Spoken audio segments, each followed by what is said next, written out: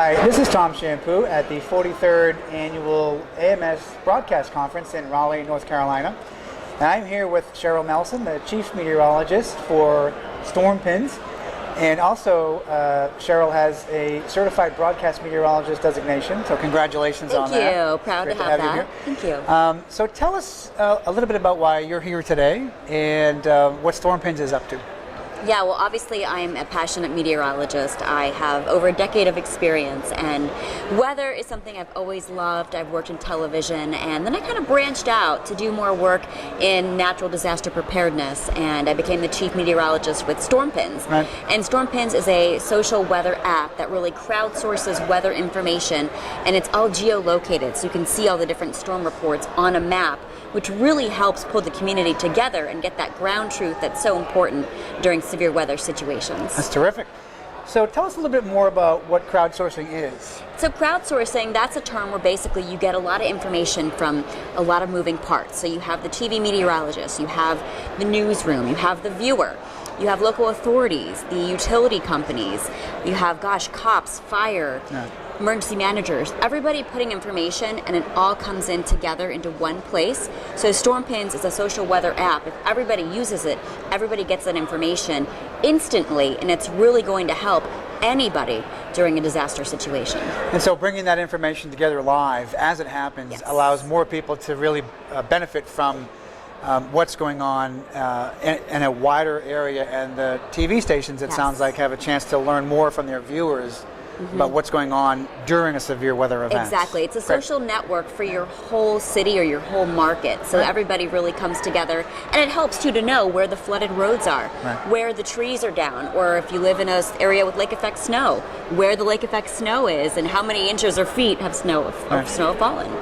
So you also work a little bit, I mentioned, in advocating for preparedness during severe weather events too. So these two connect very, very closely, obviously. So tell us more about your work there. They do. So last year I actually did over 100 appearances about natural disaster preparedness, promoting it to people of all ages all across the country. And it's funny because I've learned that the children seem to know more about preparedness than the adults do.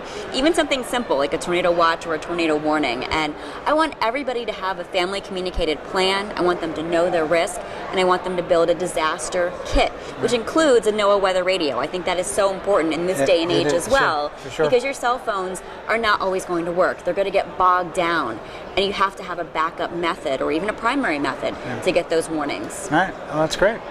And so is there a quick list that you want people to have that they should know about for their home kit? For my gosh, there's so much that they can have in their home kit. But if you want just the basic necessities, you want water, non-perishable foods for at least 3 days, but really you need that for, I would say, up to a week for each person. So that's crucial. A NOAA weather radio, a hand crank one is great. You want a regular radio or TV, batteries, so you can get that weather information, first aid kit, blanket, pet supplies, supplies for your children or the elderly or people with disabilities. I mean, there are so many things that you need. And something that people forget too is to have a home inventory of everything in your house. Your important documents. Do you have extra cash? Put everything on a flash drive so you have your insurance papers, so you have your will, a copy of your license. I mean, things that you don't think about that you might lose during a disaster.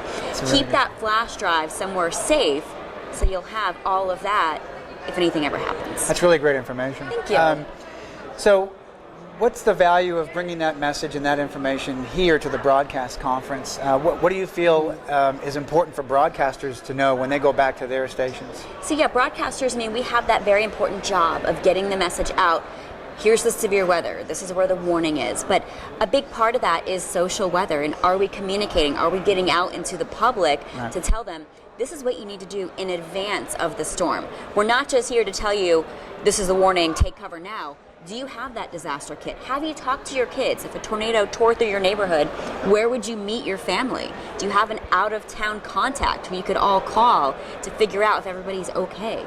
So those are the things that I really want to get across to broadcasters here at AMS, because I've done so much research in preparedness, and I've gone on shows like The Real out in LA, and I've done things like that to really spread it to people of all ages and all walks of life, and it's something that's very important in saving your life. Well, that's great. Thank you. you so much. You're welcome. So thanks for coming by. Yes, and you for thank you for having being me. here at the conference. Appreciate it. Again, this is Tom Champoux with Cheryl Nelson at the AMS Broadcast Conference.